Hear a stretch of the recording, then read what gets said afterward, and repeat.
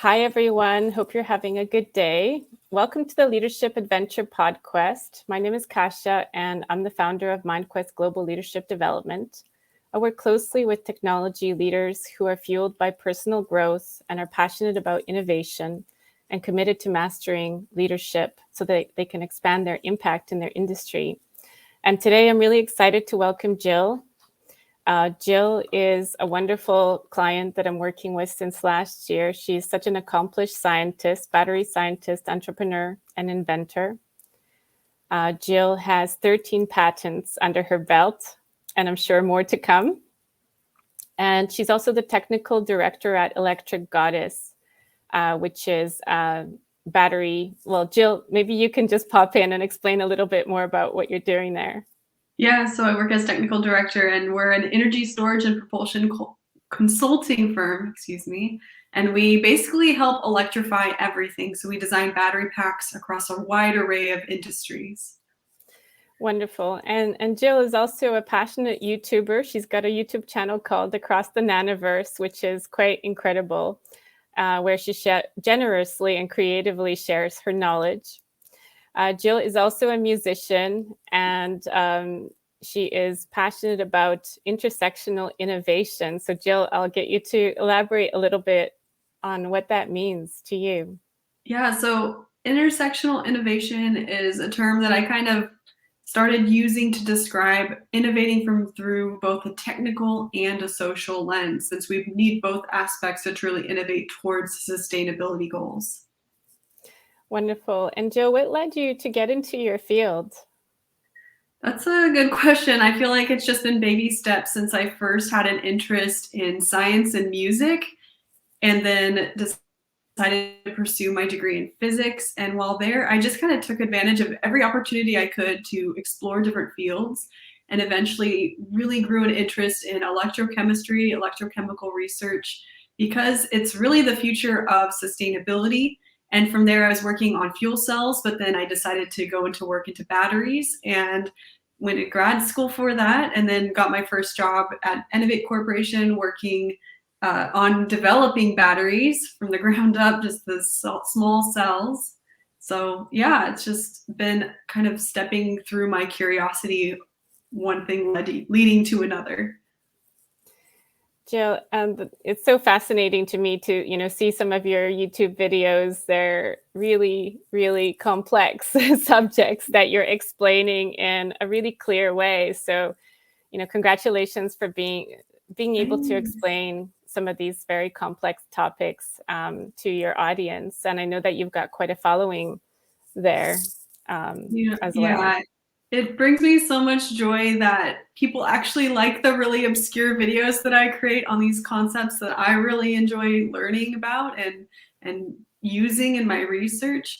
And it's interesting to me because I created the videos just kind of to test out my camera equipment for a different purpose that I was going to have my channel for. And then as I started making the videos, I got a lot more positive feedback than I expected. And I really found that I enjoyed making them. And so I just kept going. And it's amazing just connecting with people all over the world who had the same questions as I did. And so when I answer, it's kind of like the way I speak is to my younger self, maybe in undergraduate or early graduate school, because oftentimes these concepts aren't taught in really accessible ways. And so I just wanted to make it more accessible for people to understand electrochemistry and battery research. Yeah, and not surprisingly, you're a sought-after speaker because you're able to explain things in such clear terms. And, I think that that's quite a unique skill set to have, a very important one, because a lack of clarity is such a challenge these days, I find, in communication and organizations. And it's really important that you're able to do that for people. And I was thinking about the subject of visibility, because this challenge of visibility, being on video and being a speaker, is quite scary for a lot of people, and it is a key step in leadership. So I was just curious if this was a challenge for you when you first got started, or if this was something that you felt comfortable with from the very beginning. So I don't know I still to this day just find it kind of insane that I am a YouTuber, because growing up I had severe social anxiety. I would turn red and start, like, my eyes would start watering whenever somebody would talk to me that I didn't know, and it was just, you know, would continue that embarrassing process. But growing up, I actually made like videos with my cousins and my brother every summer, like really silly videos taking themes from Star Wars and things like that. And so I grew up making videos in a very like secure setting where I would be embarrassed throughout the whole process, but it was just for fun and they were fun to look back on. And so that honestly like makes me to this day like more able to show up as myself in front of the camera, I think. And so I had a lot of practice growing up. Yeah, well, it's come in very useful for sure. It doesn't come across that you would have any anxiety at all, and it is a very common challenge. I think people fear being judged, so I see it as a big accomplishment. I have a lot of clients reaching out to me for help with that. So Yeah, it is hard because when you're, especially when you're talking about something that you're an expert in, that's when the imposter syndrome just comes up and you're thinking, you know, maybe I'm not qualified enough, or what if I make a mistake and it's on the internet forever? But it turns out, like, I've made a few mistakes in my videos, but you just comment in the description below what to correct the mistake, or you thank whoever it is who pointed out the mistake, and you move on. And people understand that you're human and we're all just learning. And if there's anyone tearing you down, it's probably because they're more insecure about themselves than anything to do with you. hmm. Yeah, it's a great comment. I've actually also had people say to me that they really appreciate it when videos aren't polished, because it makes them feel more human and that they can reach out. They feel that you're more approachable. So that's a great point. I'm curious, when did you first see yourself as a leader? Because we're talking about leadership and the leadership adventure, and I always like to ask, when was the first time that you actually saw yourself that way?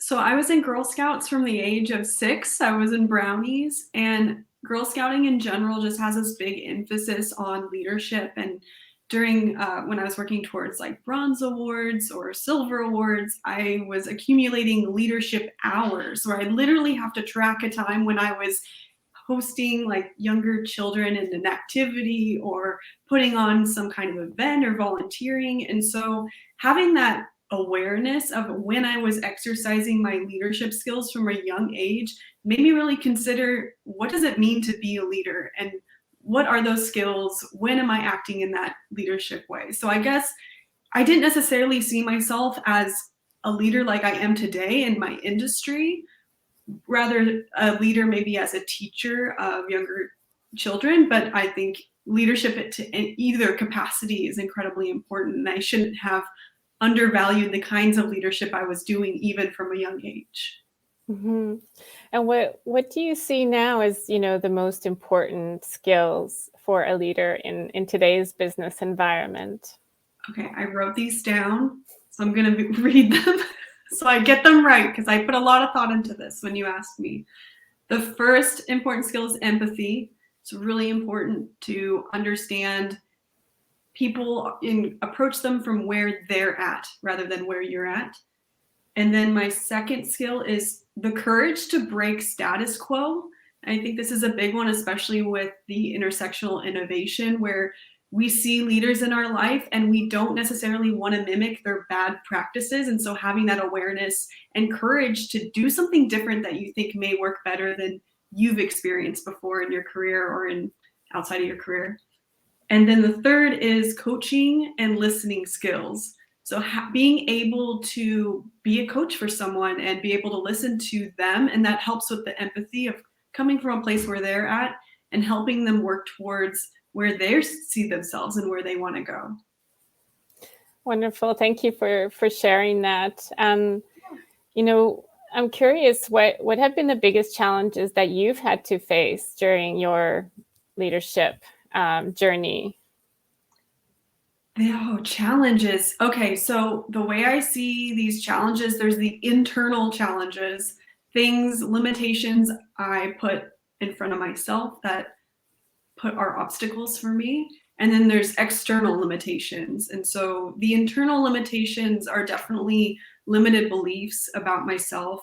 And in particular, that skill of recognizing what leadership I've seen, and then do I want to become that kind of leader, or what type of leader do I want to become? And growing that awareness of that has been a challenge, because it's really difficult to break out of this way of thinking along status quo. And I constantly have to learn from many, many different people, including you, what are better practices to exemplify and to put into your own leadership practice rather than maybe what others do, and finding your own unique leadership style that works for you. And I think for me, this challenge has been hard just because I'm in such a male dominant field that most of the leaders that I interact with are male, and they get away with certain leadership practices and ways of conducting business that I can't. And I realized this very early on. For example, when I raised my voice in a meeting, like a lot of my other male colleagues would do, and they immediately were just taken aback, like, what did you just do? And someone even took me aside after the meeting to ask if I was okay, when I was just trying to use a tactic that I've seen them use in the past, but it didn't work for me the way it worked for them. So that was an example. And then the external barriers, the external challenges simply come from gatekeepers who put you in a box and put a label on you and say, you know, you're a small person, you're not capable of doing these things, and put up those extra obstacles where they don't necessarily help you get those opportunities for you to grow further, and they want to keep you small. And so finding a way to avoid those people, work around them, maybe work with them briefly, but finding that next opportunity has been challenging throughout my career. Thank you for sharing that. Are there any, beliefs that you'd be comfortable sharing that you feel that you've had to let go of to become a better leader? Yes, there's probably been many. One has been that I have to know everything. And this is something I've been working with you as my coach, is just, I feel, especially as director now at a company and previously as a senior scientist, I felt like I had to come into meetings or into projects and just simply know everything already and be that source of knowledge, rather than tapping into other people's strengths and working with a team. And that's really the benefit of teamwork, right? It's working with other people. So it's been, when I find myself having those thoughts of, oh, I shouldn't be in this position because I don't know enough, or I shouldn't be the project manager on this project because I don't know anything about this topic, I have to take myself back and be like, wait a second, you're a smart person, you can figure it out, and your teammates have all this amazing knowledge that you don't necessarily have to know, but you can supplement it with your own strengths and skills. So like as a project manager, for example, I'm working on motor design. I've never built a motor in my life, and I'm slowly reading about it and learning about it. But when I'm designing a whole project to design a motor, I have to rely a lot on my team in order to fill in the gaps. And that's not a bad thing, because it lets them exercise their strengths and contribute to the project. And so it's kind of taking the spotlight off you and shining it on other people and giving credit where credit's due. Yeah, and it sounds like you're really coming from that growth mindset with building the motor. That to me, that's I've never been really great with cars. I have to say, I used to watch my father working on cars and motors, engines all the time, and it was something that I just felt a bit intimidated by. I always gravitated more towards to understanding people. Totally. So, Like I've never really been interested in motors, but what I find interesting about them is just that they use magnets. And so just learning about the magnetism and how that works with like the torque and everything is fascinating to me. So I'm finding ways to really enjoy getting into motor design. And once you kind of break through that fear of, oh, this seems too daunting to learn, or maybe I'm not that interested, and learn just a little bit, once the unknown becomes known, you automatically gain a bit of interest in it. I think that at least happens to me. Whenever I learn a little bit about something, I'm almost like, oh my gosh, I need to read a bunch of books about this and become an expert. Maybe that just Yeah. No, that's a really interesting point, that once you're over that daunting, feeling daunted and intimidated part, you can actually get curious and dive into the topic. I know that as well, I'm curious about your thoughts around empowerment. And we're going through, a few topics here that I think are really important now, especially with International Women's Day around the corner. The word empowerment gets tossed around a lot, and sometimes the meaning of that is not really clear. And I know that you had an article about this topic that was really insightful. So I'd love it if you could share what empowerment means to you. It's such an important thing in organizations, and for everyone to understand that meaning before they're able to really feel empowered, I think. So would be grateful if you could share your thoughts here on that.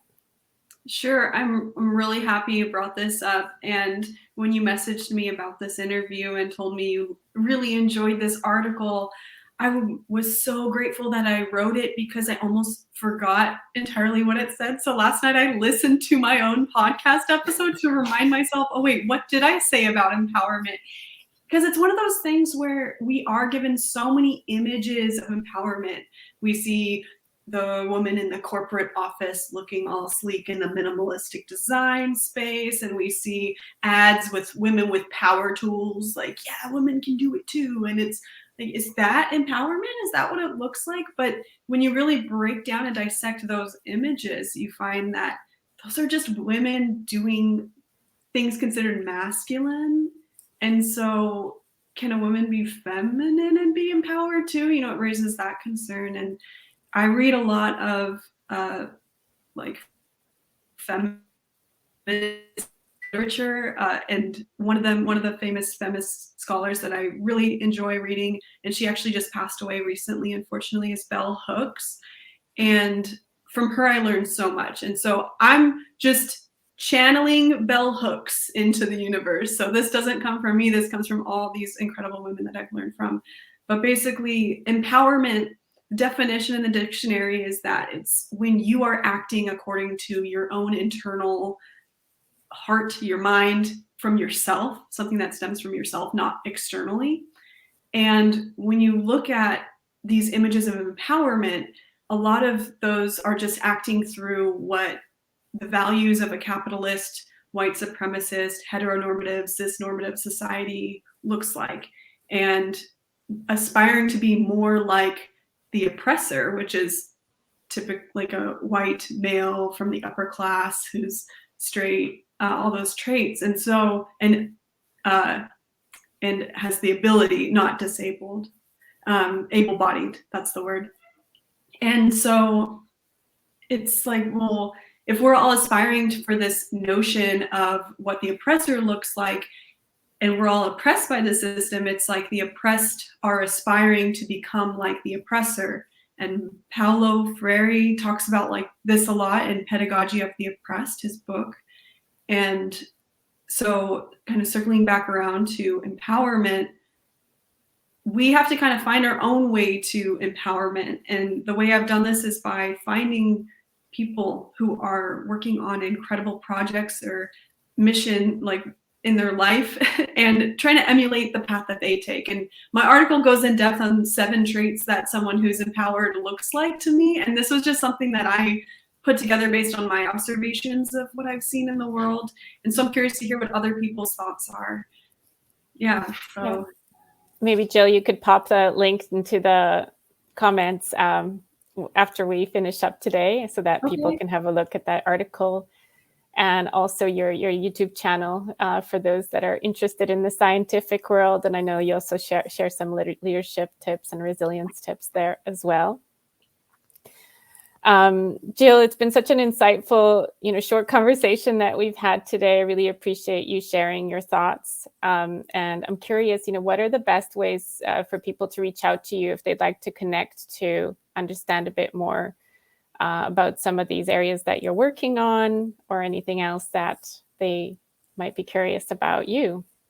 Sure. Yeah. So I have a website, jillpestana.com or jillpestana.tech. It's a long story, but I have both of those domains. And then also, I encourage you to reach out on LinkedIn. That's probably the best way to get in touch with me if you'd like to chat, if you'd like to meet. I'm very open to meeting people and, you know, just establishing different connections and seeing how we can help each other. And then I have the YouTube channel that you've mentioned. So those are probably the best ways to see what I'm up to and get in touch with me. Wonderful, Jill. And are there any other resources that you're either currently reading or that are favorite resources, books, anything that you would really highly recommend to people who are currently navigating leadership, are, you know, perhaps feeling challenged and could use some additional tips or something that to support them through this time? I guess I have to recommend the book that you recommended me, which is Multipliers by Liz Wiseman. That book was a great entry into coaching and learning those skills. And the way that it's framed, I think, is very helpful just to get started. But once you get into it, you know, there's so much more to learn. So that's the first one. The second one is if you want to be more conscious of how you're leading and how you want to show up as leader, I really encourage you to read books like Bell Hooks. Her All About Love is wonderful. And just, you can even search on YouTube, and she has a lot of dialogues with the new school that I enjoy watching. It is a little bit dense with the way that they're in academia, and so they use a lot of different words that I had to look up and learn myself, coming from a science background into that. So that would be a great way to enter into that as well. And then Paulo Freire, who writes Pedagogy of the Oppressed, is also great. Because I think leaders today, what I wish I saw more of was actually stepping away from structures of dominance and into a new existing and showing up as a leader where you're actually helping support people in their growth. And the current very hierarchical structure is maybe convenient for industrialization, but as we move into new modes of work and new definitions of what work means, those structures should change along with the work that we're doing. And I think we've seen a major shift during the pandemic, you know, more working from home and more flexibility on the job. So let's see, what other resources? Leadership. I guess that's all I guess I have for now. Those are great. Thank you. I'll definitely check out Belle's work as well. I'm not familiar with it, so it'll be great to dive in and understand a bit more about her impact. And yes, as you're saying, you know, certainly the trends in a lot of organizations that I'm seeing is towards having much more contribution and collaboration happening all throughout the organization. So I think in the past, a lot of leaders did feel like they had to have all the answers, and that was sort of the expectation that they were leading from the front with the answers. And unfortunately now, that's just not going to work because we don't have all the answers in such unpredictable times, right? So this is one of the reasons that I started this podcast, is to really start to shift some of these ideas that around the status quo, around what leadership is, and also introduce a bit more of that nurturing approach, because it really is important, and it allows people to thrive and bring out their strengths, as you were saying at the beginning. So thank you so much again for your contributions today. I'm really excited to release the episode in March on Anchor and Spotify. And I'll also share the link to that under the video for anyone that wasn't able to join us today live. All right, Jill, I'll end the broadcast now. Have a wonderful rest of the day. Thank you. Thank you so much for having me. It's such a pleasure to talk with you, and be here. I feel very honored. Thanks. Likewise. Take care. Bye.